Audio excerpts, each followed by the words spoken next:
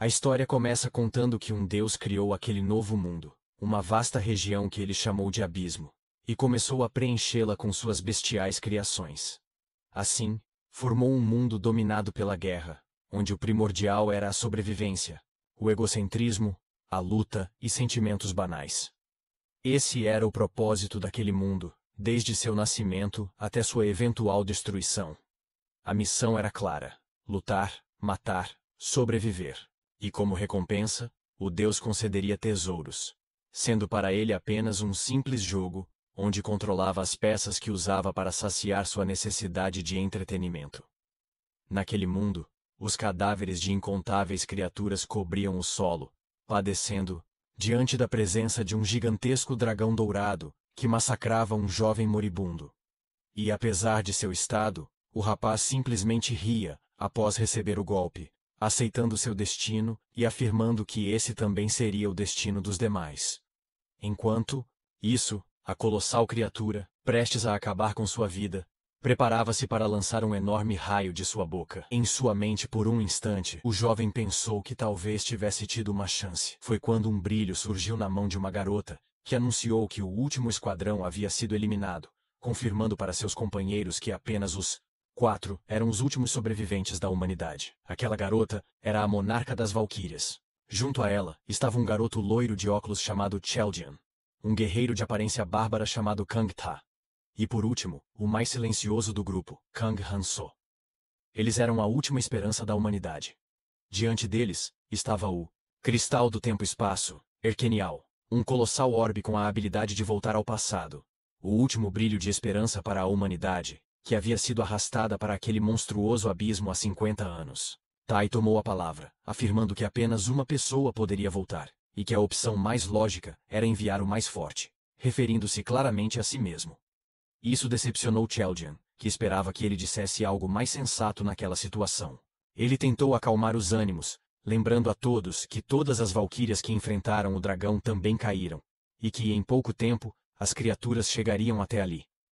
Dessa forma, ele se aproximou lentamente do único que realmente poderia viajar ao passado, Hanzo. Este, ao olhar para ele, lembrou-se de todos os anos de sua vida, uma existência marcada por uma luta constante, dia após dia, ano após ano, sempre banhado em sangue. Em sua mente, pensou que talvez o melhor fosse simplesmente parar de lutar. No entanto, ao sentir a mão sobre a sua, ouviu um pedido para que não desistisse, pois toda a humanidade estava em suas mãos. Ele foi implorado a não renunciar à esperança. Chaldian também reconheceu suas habilidades, lembrando-se de como, apesar de ser 20 anos mais jovem que eles, conseguiu superá-los.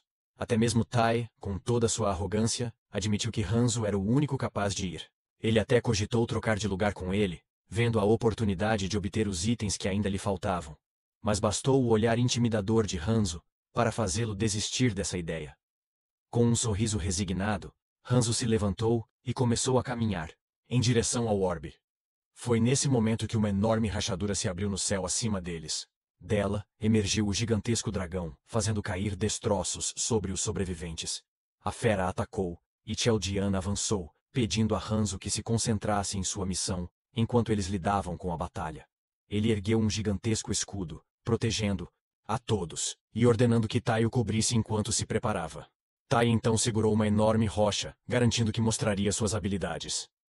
A monarca das Valquírias, decidida, avançou contra as bestas que continuavam a aumentar em número.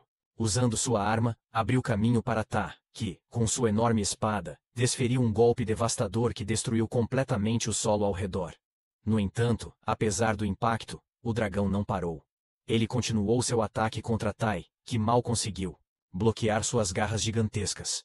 Hanzo tentou ajudá-lo, mas Chaldian o deteve, lembrando-o de que o que estava acontecendo naquele momento já não importava. A única coisa crucial era que ele cumprisse sua missão.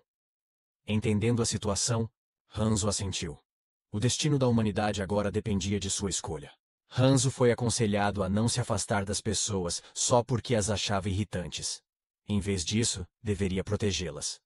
Com um sorriso, ela pediu que, pelo menos desta vez, ele a escutasse. Hanzo sorriu e prometeu que tentaria. Diante disso, ele admitiu que, independentemente das aparências, ele nunca mudaria. Então, decidiu avançar mais uma vez com coragem, deixando o resto para Cheldian. Este último formou um círculo mágico à sua frente, e afirmou que, como havia dito, não era necessário eliminar todos. Mas ele deveria garantir que não tivesse piedade das baratas que complicariam a guerra. No entanto, ele advertiu que, em relação ao monarca Berserker, a eliminação era obrigatória. Com um último sorriso trocado entre eles, Cheldian ativou o orbe do tempo, que começou a girar rapidamente. Sob o olhar atento de seus aliados, o mago uniu as mãos e ativou um gigantesco círculo mágico, que envolveu todo o local em um imenso clarão. De repente, o cenário mudou. Em outro lugar, muitas pessoas estavam aterrorizadas, sem entender onde estavam. Entre elas estava Hanzo, que viu o imenso brilho que cobria toda a cidade. Com um grande sorriso, ele percebeu que havia funcionado, e com determinação, decidiu que não falharia nesta nova oportunidade. No entanto, todos ao seu redor estavam assustados e confusos, buscando respostas e culpando-se mutuamente. Hanzo compreendia o que acontecia. Todos haviam sido transportados para outro mundo. Ele lembrou que, no ano em que nasceu, tudo começou. O mundo passou a sofrer estranhas ondas de desaparecimentos. No início, foram cerca de 100 pessoas, mas o número cresceu de forma alarmante, colocando todos em estado de alerta. Aos 20 anos, um enorme clarão verde envolveu a cidade, arrastando-o para um novo mundo e deixando tudo para trás. Assim, ele conheceu uma nova dimensão, um local colapsado no abismo, onde aqueles que chegaram antes precisaram se adaptar e desenvolver habilidades para sobreviver. Era um mundo sem regras, de puro caos e anarquia. Quando todos os humanos da Terra fossem sugados, o abismo finalmente se romperia, liberando uma guerra. Uma guerra que Hanzo teria 5 anos para tentar impedir. Mas agora, sem suas habilidades ou poderes do futuro, ele precisava começar do zero e se preparar para o que estava por vir. E isso não demorou. Do céu, uma fenda se abriu, e dela surgiu um pequeno demônio em forma de morcego, deixando todos perplexos. A criatura voou à frente da multidão, e com um tom alegre, se apresentou como Elada, a assistente encarregada de guiá-los pelo modo rápido. No entanto, Jinso sabia muito bem o que isso significava. Um massacre entre todos. Antes de continuar sua explicação, o demônio deu boas-vindas aos recém-chegados, descrevendo o novo mundo como uma oportunidade única para eles. Foi quando um homem furioso se levantou, exigindo voltar para casa. O demônio, que até então mantinha um tom amigável, mudou sua expressão para algo assustador. Em um instante, silenciou o homem e iniciou sua proposta. Um mundo de liberdade absoluta, sem leis, moral ou ética. Além disso, essa liberdade, distorcida, permitia que qualquer um abandonasse sua fraqueza física e adquirisse poderes que os tornariam mais fortes. Para provar sua superioridade, o demônio usou o próprio homem que o interrompeu como exemplo. Com um simples estalar de dedos, separou sua cabeça do corpo, eliminando-o apenas porque o considerava barulhento. A cabeça rolou até os pés dos outros presentes, e muitos entraram em pânico, começando a correr desesperados. Irritado com o caos, o demônio eliminou vários deles, um por um, deixando claro seu poder e aterrorizando os demais. Então, fez uma sugestão simples: colaborar, se quisessem viver. Sem outra escolha, todos ficaram em silêncio. Satisfeito, o demônio retomou seu tom animado e tirou uma pedra com uma runa inscrita, explicando que poderiam obtê-la eliminando qualquer ser vivo. Ele esclareceu que a pedra inicial era incolor, mas existiam outras de diferentes tipos e cores, cada uma com efeitos únicos. A que ele segurava aumentava a força. Para demonstrar, pediu um voluntário. Sem hesitar, Jinso ergueu a mão. Ao tocar a pedra, ele sentiu lembranças voltarem à sua mente. O demônio, surpreso com sua iniciativa, ficou animado e voou até ele, depositando a runa em suas mãos. Ele começou a explicar entusiasmado como a runa aumentaria o limite de força de seus músculos, mas logo percebeu que Jinso não estava reagindo como esperado. Jinso se lembrava muito bem de como aquele tutorial funcionava. O demônio tentou ignorar a falta de resposta e continuou a explicação, dizendo que Cada runa teria efeitos diferentes.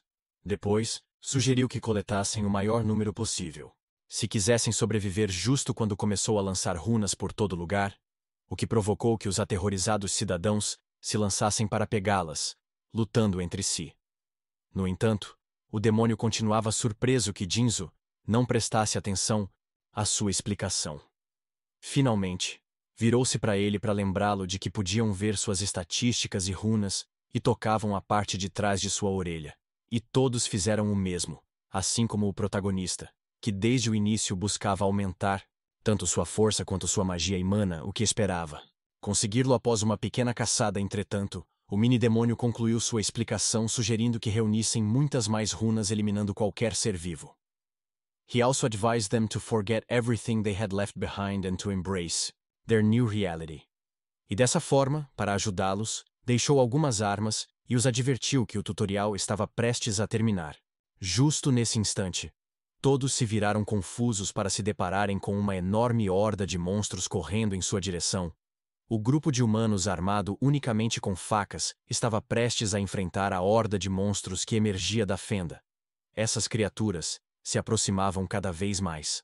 Nesse momento, uma mulher tomou o comando, tentando acalmar a multidão alterada, e pediu que retrocedessem lentamente, afastando-se o máximo que pudessem sob o olhar atento de Ginzo. No entanto, um homem pareceu parar de repente, o que provocou a reclamação de outro.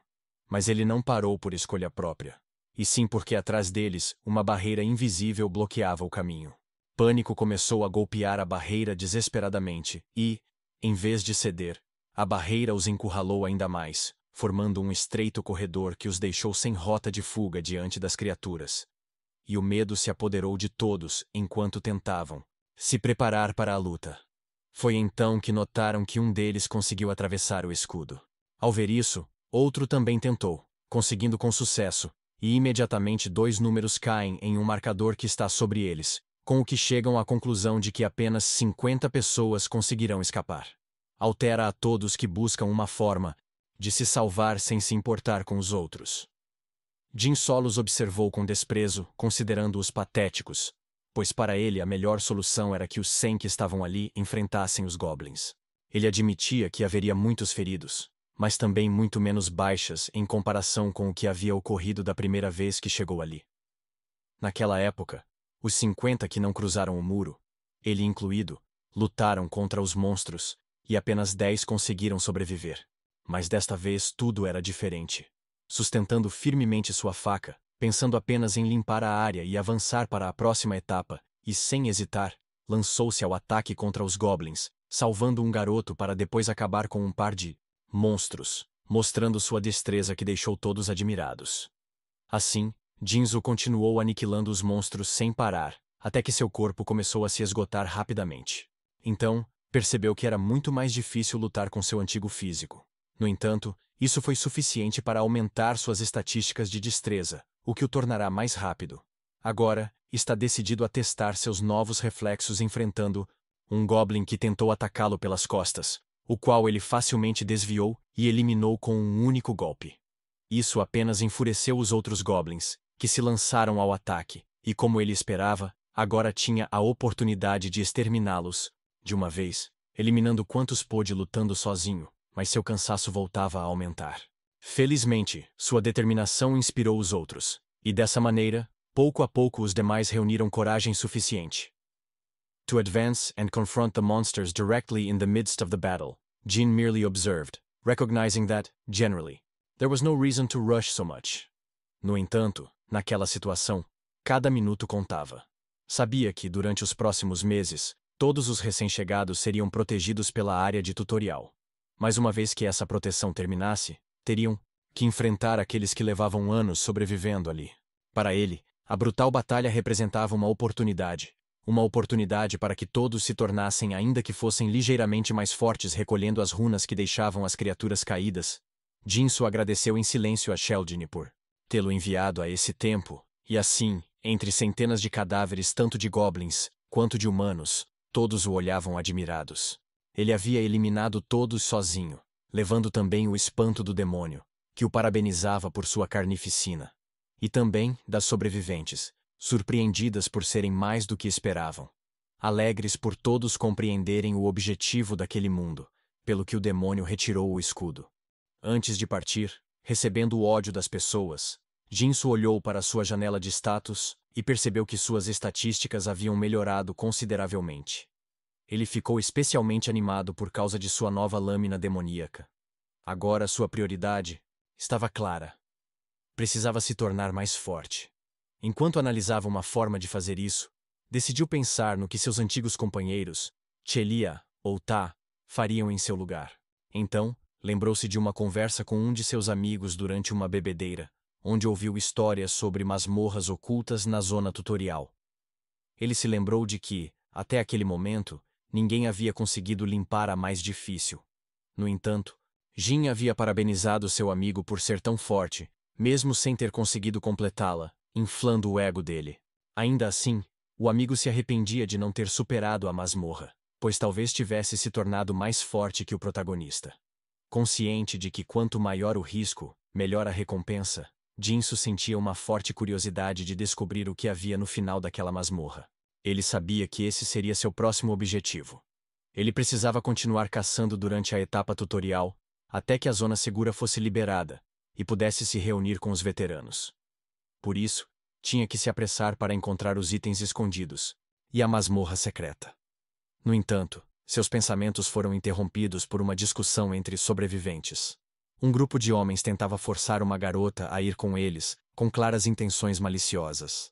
Jinso percebeu a situação, mas não tinha a intenção de se envolver, mesmo vendo o quanto a garota estava intimidada pelos olhares daqueles sujeitos. Ele não podia se dar ao luxo de atrasos, porém, sua tentativa de passar despercebido falhou. Quando alguém o reconheceu, um garoto usando fones de ouvido chamou a atenção de outro jovem loiro, que também o reconheceu, e ficou irritado pelo fato de Jinso não se lembrar dele. Confuso, Jinso tentou puxar pela memória até reconhecer. Eram seus antigos colegas da universidade.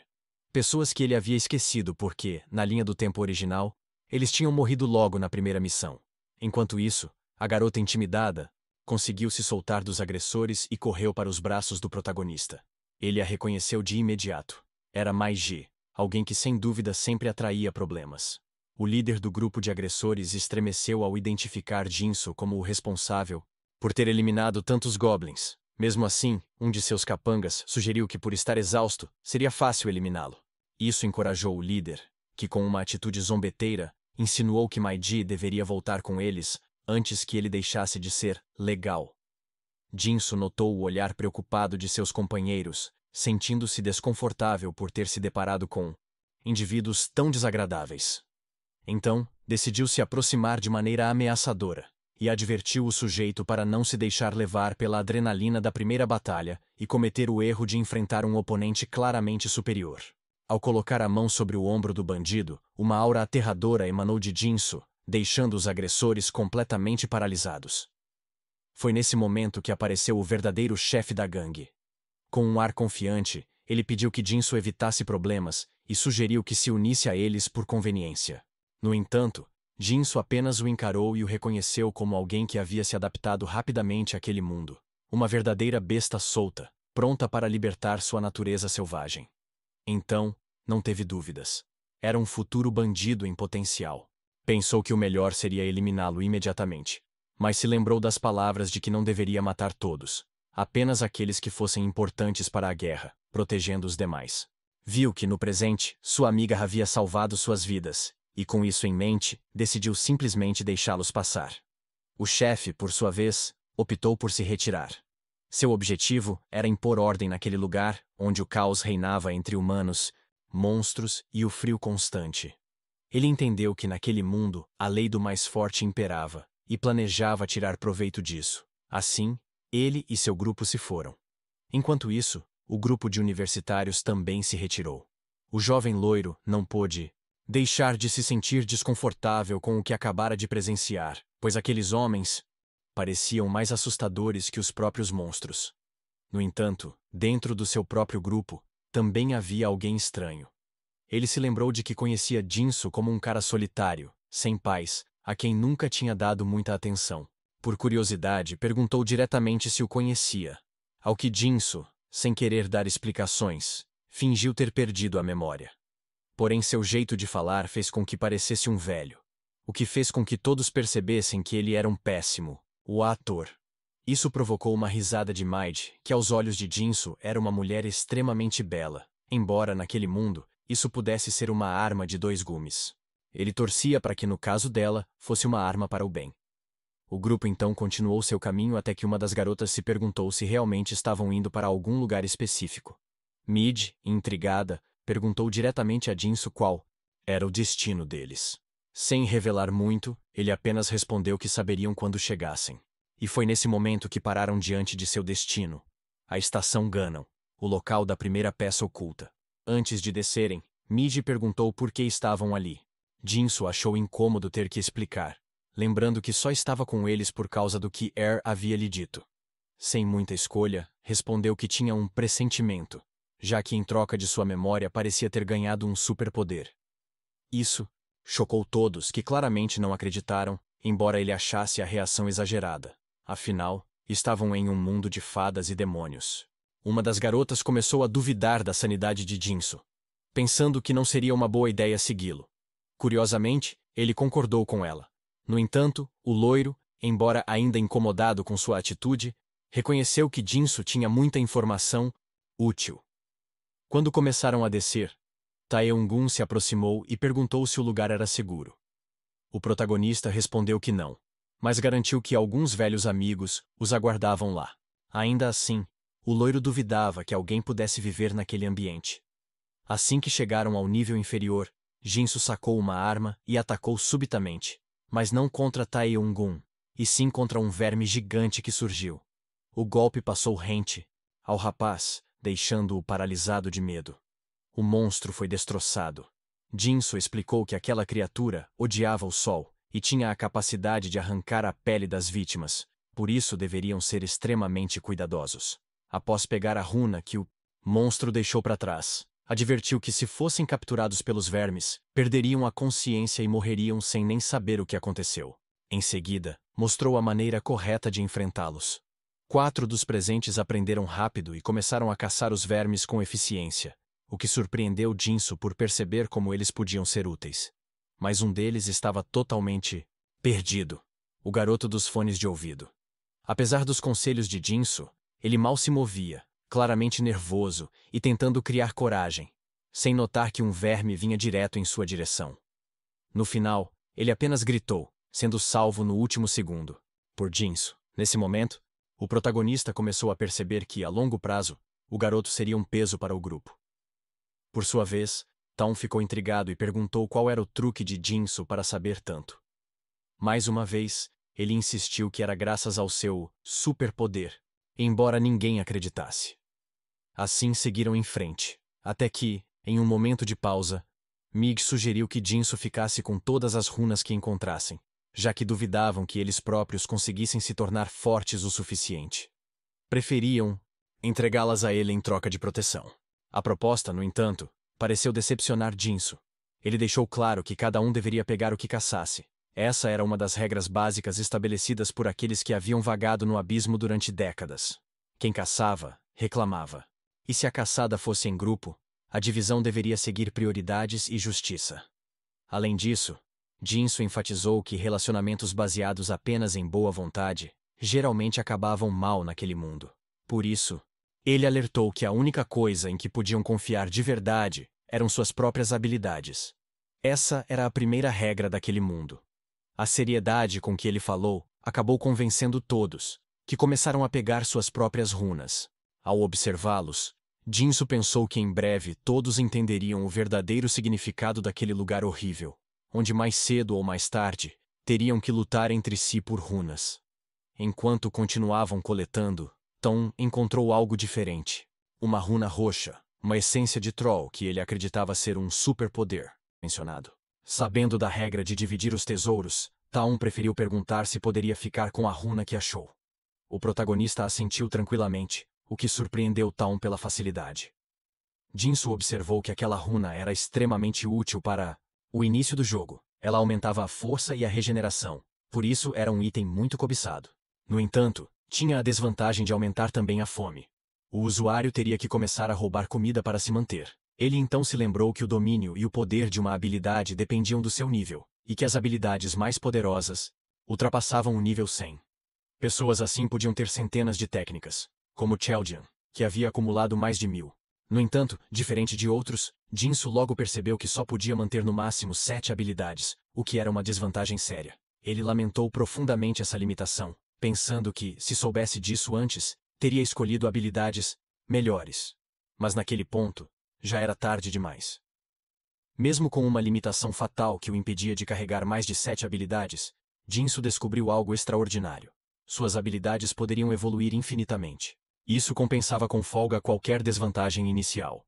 Entre suas técnicas, estava a essência do lagarto touro, que no início era apenas uma regeneração simples, mas acabou se transformando em algo tão poderoso que rivalizava com as artes imortais de Taikan. Outra era a Ganglion Rapid Rule, uma habilidade tão veloz e destrutiva que chegou a competir com a lendária Space Tar de Cheldian, o guerreiro mais temido daquele universo.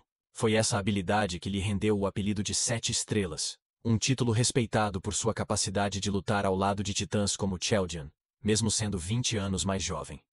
Essa foi a razão definitiva que o motivou a seguir viagem, em nome dos antigos companheiros. A partir daquele momento, ele entendeu que cada nova habilidade deveria ser escolhida com extremo cuidado, pois uma escolha errada poderia custar sua vida naquele mundo brutal e imprevisível. Enquanto Jinsu refletia, Tayson, o loiro competitivo, finalmente dominou a habilidade da runa que havia encontrado. Quando ativou seu poder, notou que uma nova estatística tinha sido desbloqueada, além de melhorias consideráveis em suas demais habilidades. Imediatamente, ele pensou que Jinsu havia sido um idiota por ter deixado aquela runa escapar, achando que logo conseguiria alcançá-lo em poder. Mas o protagonista, observando tudo com tranquilidade, apenas sugeriu que era hora de seguir em frente. Eufórico com a própria evolução, Tayson correu até Jinsu e o abraçou, dizendo que os fortes deveriam liderar o grupo. Era claro que estava tentando impressionar Mid, mas Jinsu manteve a serenidade. Observou sem demonstrar emoções, como o loiro começava a vê-lo como um rival. Para Jinsu, aquilo era adorável, mas não era motivo suficiente para baixar a guarda. O primeiro deles estava localizado dentro de um trem que permaneceria ali por apenas um dia. Isso fez com que, para Jinsu, se tornasse uma necessidade absoluta chegar exatamente naquele dia. Finalmente, o grupo chegou à porta dimensional. Maiji começou a duvidar se realmente era uma boa ideia atravessá-la. Diante disso, o protagonista deixou claro que ninguém era obrigado a segui-lo. Mesmo assim, Taun foi o primeiro a tomar a iniciativa, seguido por Mi, que apesar de nervosa, decidiu entrar. Jinsu apenas observou, e pensou que ela acreditava estar segura com eles, longe de lunáticos como os da gangue. No entanto, ela também compreendia que, para sobreviver, precisaria se tornar mais forte, mesmo que isso significasse perder a beleza do próprio rosto. Por outro lado, a garota loira e o rapaz que parecia ser seu par, decidiram ficar para caçar tranquilamente na estação. O último a se unir ao grupo foi o garoto dos fones de ouvido, que optou por acompanhá-los. Taun não perdeu a oportunidade de zombar dele, relembrando sua covardia anterior e menosprezando-o. No entanto, Jinsu cortou a discussão imediatamente, dizendo que não tinham tempo a perder, o que deixou o loiro visivelmente irritado. Sem dar mais atenção ao conflito, Jinsu deu um passo à frente e atravessou a porta dimensional.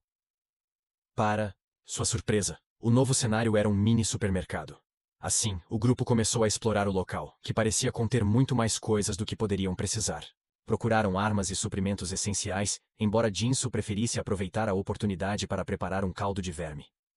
Isso surpreendeu Mid, que finalmente entendeu por que ele vinha coletando os cascos daqueles monstros. O protagonista se lembrou de que, tecnicamente, o sangue desses vermes, inimigos naturais dos goblins, continha um veneno poderoso, capaz de erradicá-los facilmente.